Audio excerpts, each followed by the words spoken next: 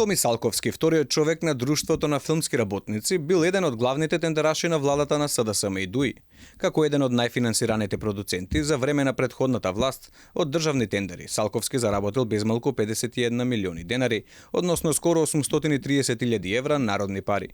На Салковски особено му тргнало по 2020 година, кога неговата продуцентска куќа Скопје Филм Студио започнала редовно да добива тендери од владата, национални установи, општини и културни центри.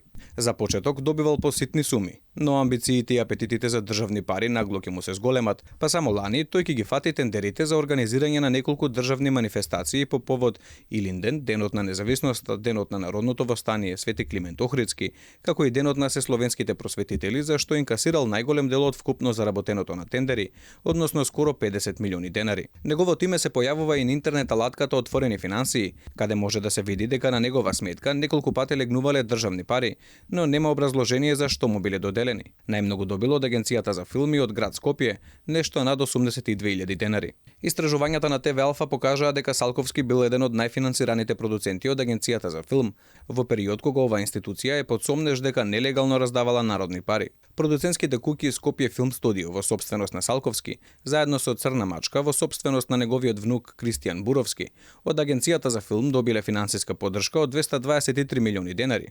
Имајќи предвид дека од овие пари 7% одат лично за продуцентите, нивната лична заработка од државниот буџет преку филмскиот фонд се проценува на повеќе од 15 милиони денари. Салковски заработувал и од манифестациите во организација на ДФРМ, а платени од државата.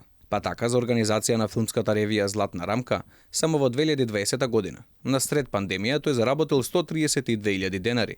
Манифестација за која Министерството за култура утврди дека постоел судир на интереси кога им се доделувале пари.